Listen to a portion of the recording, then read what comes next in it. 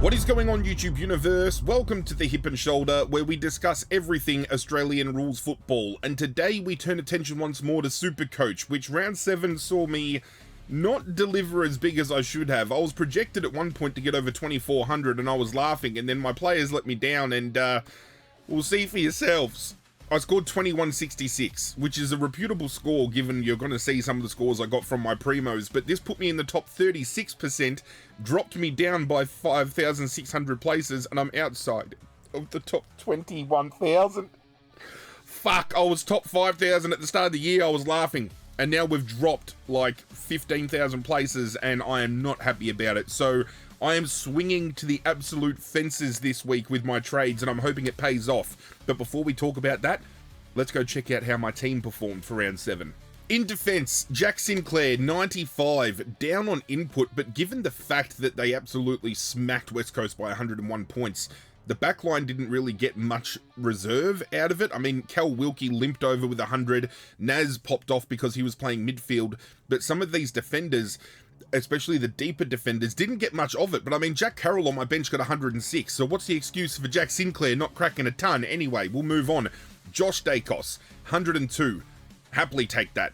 He's averaging over that 100, and I'm glad I started him. I faded others for him. He will end up being probably one of my lower primo defenders by the time I've got a full primo set, but hey, Sinclair, Dacos, can't go wrong. Worrell only scored a 73, but there was plenty in that team that underscored in a Adelaide outfit that got bounced around the ring by Brisbane. I'm still going to keep him. Again, he could default to my D6, and then come the end of the year, if I've got money to splash around, he could be an upgrade option, but he's still averaging over 100. Primos are going to have down weeks. I'm still happy to back him in, especially with that intercepting role. Jai Sarong popped off with a 92. He was the one that I kept out of round 6 going into round 7. It was either going to be Jagger Smith or it was going to be Jai Sarong, and we backed in the right one. 92, looked at home. Will he keep this role? I am not sure, but I'm happy to roll the dice again with him, especially given the fact that this weekend they are playing against Melbourne. Could get us another big score. Jacob Farrow only a 68, but again, this was an Essendon outfit that got smacked. It seems to be the growing trend out of this game was the teams that were heavily defeated, their defensive lines didn't score as big as they should have. But the caveat with Farrow is he's still primed to make money, and he's an easy mover if we feel the time is ready. We put Dirksen on the ground because I did loophole Selwood's 72, and Dirksen is the perfect loophole for us again this coming week because he plays in the second game. Carlton doesn't play until St Kilda, so we get a good read here. If Selwood scores okay, I leave Dirksen on the field. But if Dirksen is able to be moved off the field and get Carroll on because Selwood didn't score well enough, then I can make that move, and I can still make other moves as well. We can move Sam Grill back. We can do things. We can make moves. Zach Butters 112. Happily take that from him, averaging the 125. And as sure of a primo lock, even if he has a down week, he's going to get you 100 plus most weeks, and happily take him. If you don't have him already, maybe break evens will start playing a factor in getting him a little bit cheaper. Let's have a look here at his little write up here. He fought through a tag, which you got to bear in mind as well. So he had a hard tag on him for that game. He still ended up with 30 disposals, but he gave away 5 free kicks. So imagine how huge he could have gone. Nick Dacos, incredibly inaccurate. I think 9 of his 22 kicks were accurate. That is it. 105 isn't a bad return, given the disposal efficiency was absolutely poor. Bontempelli, 135 in a losing outfit. Starting to turn things around. Did lose money because that break-even has ballooned out, but he's still delivering for us. And if my argument was I picked him up at 700k, right? And I'm not going to trade him out like some crazy people did, thinking that the calf was going to play into injury. Now, there's rumor that he's been training away from the main group this week, but I'd take that with caution because they were saying the same thing heading into round 7. He comes out and bangs out 135. Zach Merritt was my big trade-in last week. We moved on Jagger Smith. I think he only got 60 odd again. We brought in Zach Merritt, who got 104. Didn't necessarily have all those kick-in rolls and everything that we saw him take against the Gold Coast, but that role is still there for him to take, and he's still an absolute pig in the role that he's playing. He is going to get us big points, and I'm happy to jump on him when I did. Luke Davies-Uniacke was so disappointing. I was so disappointed with Luke Davies-Uniacke. He was touted to get 120 odd for that week. I actually lost my cash league game by 15 points because this bastard failed to deliver. I think up until halftime he was on like 13. I don't understand how a player that has been absolutely bursting out of his seams this year had such a down game. But again, Primos, I suppose, are tendent to do that. We can have a look at his little write-up here if we want to. LDU had his first under 100, and it was by some distance. This could be a one-off, so you could be okay to hold still for 1 week to see what happens. Again, at this point in time with my team, Davies-Uniacke is a player that I keep, and then at the end of the upgrading process, if he's there and I've got trades that I can freely use, he can be someone I look to upgrade. But he's still, for the first time this year, under 100 points, and he was 30 points off the mark by that margin. So we will take that into consideration moving forward. But the fact that it's his first game where he's blemished, I'm okay with that. I think he'll bounce back. Tanner Brun, kept him for another week. 92, fantastic. That midfield role, rolling off of half-back, it worked incredibly. And coming up against North Melbourne this coming weekend, could pop off again. Blamires was a omission, so he will be one I'm trading this week. I ended up taking Sam Grill's 74 over Anderson 73. Didn't make any difference in the end.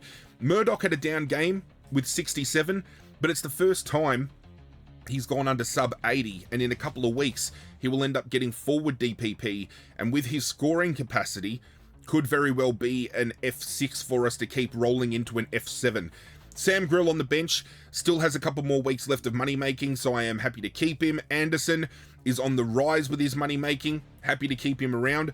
Watkins played and lost cash, so I'm in a bit of a pickle as to what to do with him. But after round 8, heading into round 9, Sam Cumming will be on the bubble, and Watkins, if he doesn't play, because Watkins was a late in, would only cost me about 20,000 to bring in somebody like Sam Cumming. So I'm happy to keep him there for the time being, provided he doesn't play and hemorrhage more money, and get that swap happening.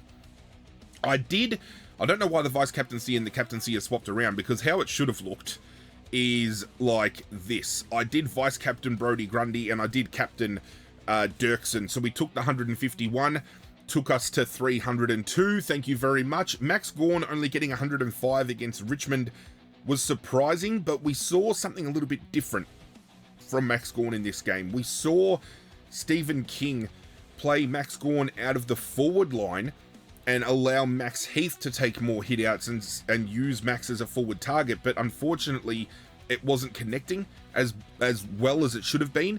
So I'm very keen to see whether this is a continued pattern with Max Gawn, because I'm not sure whether at that price leaving him around in the forward 50 could be hemorrhaging points for us. So it's one I'm going to be keeping a close eye on in the coming weeks.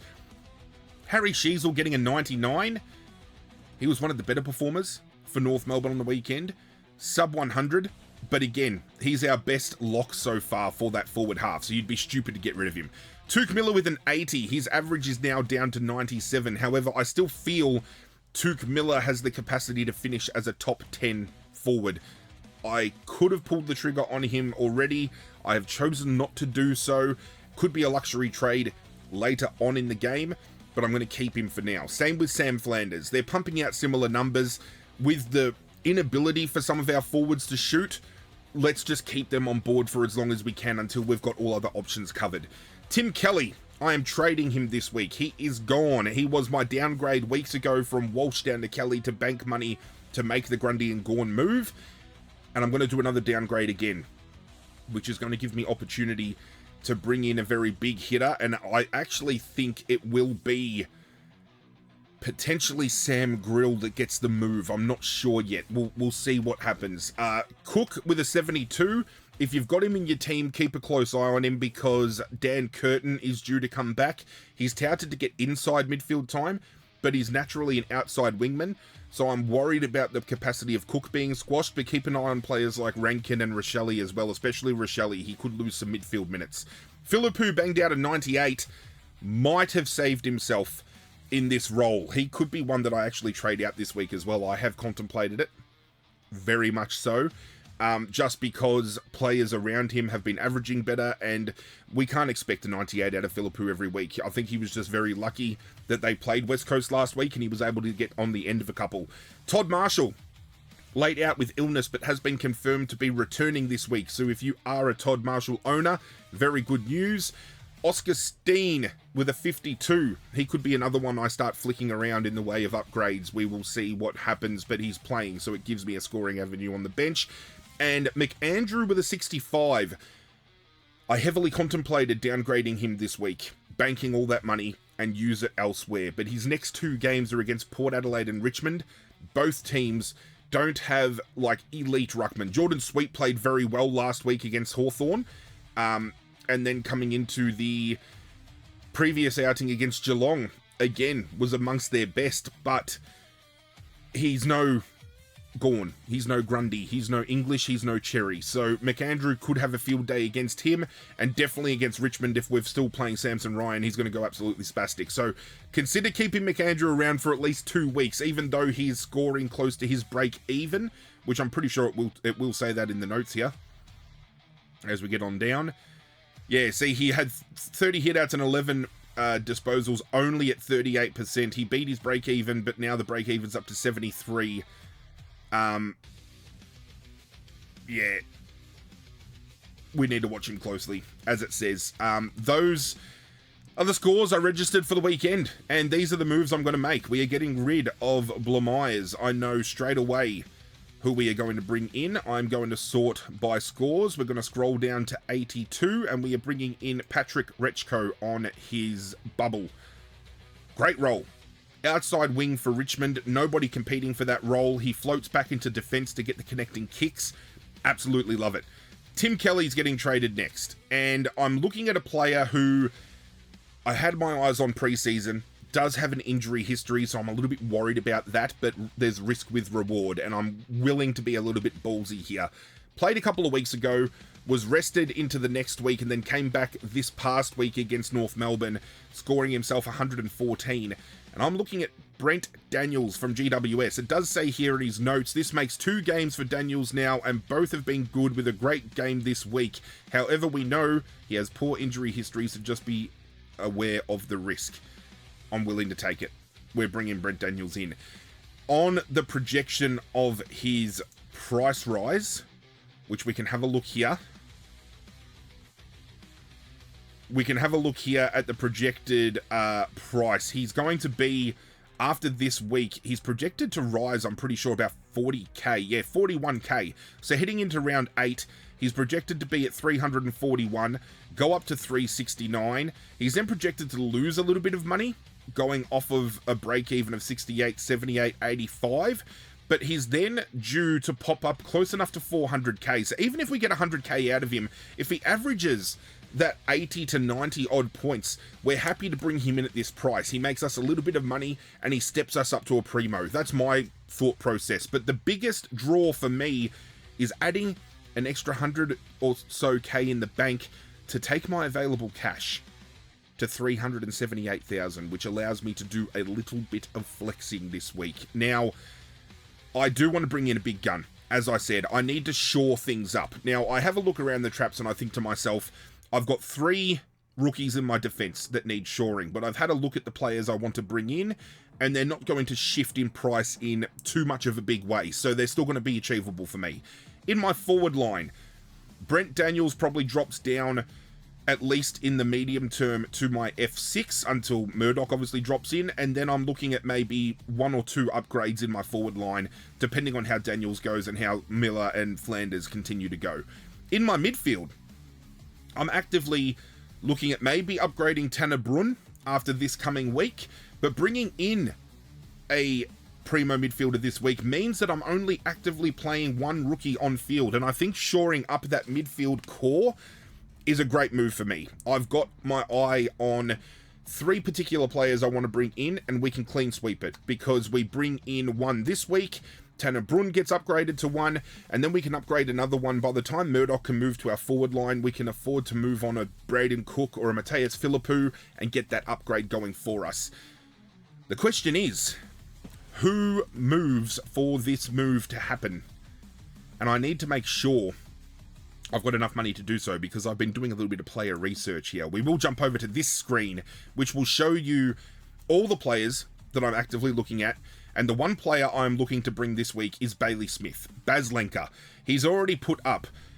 Every single game was plus 100, minus the first game, round 0, he put up a 67 against the Gold Coast. Since then, 118 against Fremantle, 172 against Adelaide, 118 against Hawthorn, 151 against West Coast, 151 against the Bulldogs, and 106 against Port Adelaide. We have a look at his notes. It says, despite the loss, Smith still managed 30 disposals and 7 marks. His lowest since opening round, but still a good score that we can't be unhappy with. If you're unhappy with 106, you're laughing in your team. Having a look at the projected scores here for his... And have a look at the next matchups he's got. He's got North Melbourne this week. Projected to go 157. I don't know if he goes that high. Collingwood, don't tag. He'll run rings. Brisbane... maybe gets a better of them if there's no Jared Berry to clamp down, or he can get the better of a Dunkley. He then runs against Sydney, maybe gets a little bit of treatment from James Jordan, but still projected to get 140. Carlton aren't tagging, he's going to blitz it. Adelaide, don't tag, going to blitz it. He then has the Gold Coast again. Maybe, but we've seen big numbers already from Freo. He doubles down into Brisbane again. He gets St Kilda, Melbourne, Collingwood, Essendon, North, and Richmond on the run home. He's one of those players where you'd have to get him at least by the mid-season buys, because his run home is too tasty to ignore. But when you look at his projected price, he is currently sitting at 679. And the lowest you're going to get him off of his projected here is 660. So he's only projected to drop maybe 19,000. So to sit here and say, oh, you're wasting your money to get him, I'm not going to get him any much cheaper. 20k on the wayside, I think I can cough that up. This gives us a guaranteed scorer. I'm probably going to break him, so if you're an owner, I apologize, but we just need to work out who we pull the trigger on. It needs to be at least 300k, that player. We could go a Jacob Farrow and move Sam Grill, but I think Farrow still has plenty of money to make. His break-even's at 55. He's got an 84% likelihood to get that. Now, if we have a look at the season stats and we break it down, we can have a look at what his projecteds are going to be and how much he's going to rise. He's currently at 307. They reckon he can go as big by the end of the year to 370, but in the meantime, we're maybe getting potentially 40k out of him in the next 4 to 5 weeks. And they're not big price increases, and then they drop down. So I don't know, maybe. But Sam Grill, on the other hand, what are we looking at for his break-even? He's sitting at a break-even of 43, so he's got plenty more money to make. Plenty more money to make. Sam Grill would be looking at getting up to, yeah, the same numbers, but in a quicker amount of time. That's very interesting. That is very interesting to note. I mean, I could do the move on Cook if I felt uncertain about that, but that would mean I would have to move Watkins back, play Todd Marshall on the field, and I think Cook still has a rather solid enough break-even as well. Yeah, he's only got 20, his break-even's 23. He'll make 100, he'll make that 100%, and then over the next few weeks, he's due to get us up close enough to 400k, so he's still got another 80k for us to make, and that's a lot of money to play with in the long term. I could go McAndrew if I felt iffy, but we're going to keep him around, especially for the buys. Could give us an extra player. Oh, the more I look at Grill and the more I look at Farrow,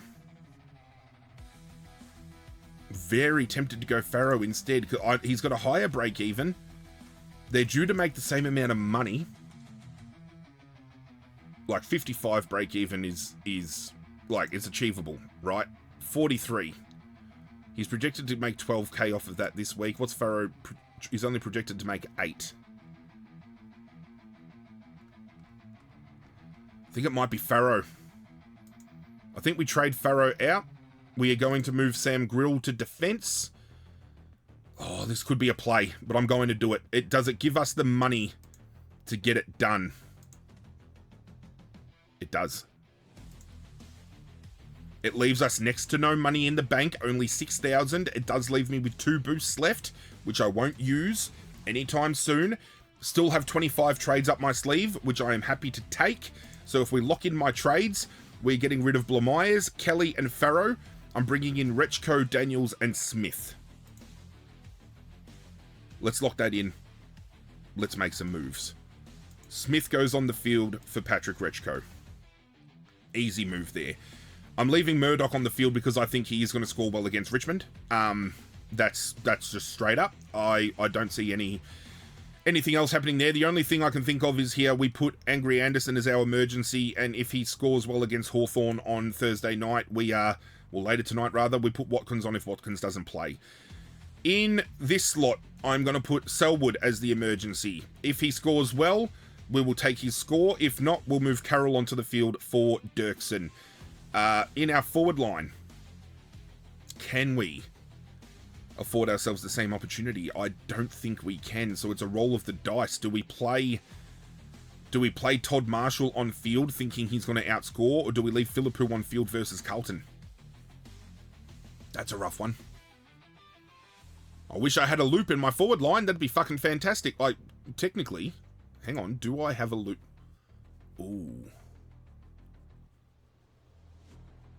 I could loop Watkins. I'm going to leave the emergency on Todd Marshall. I could potentially loop him after Friday night. Some moves can be made. Everything else looks perfectly fine. I'm happy. We just need to work out our vice-captains and our captains. Now, Bulldogs, historically, Bont pops off against Fremantle. Fremantle don't run a tag, and I'm very intrigued to see how Bont goes. So let's go with the vice-captaincy on Marcus Bontempelli this week. As for our captain, interesting, because Baz is a chance to pop off big time against North.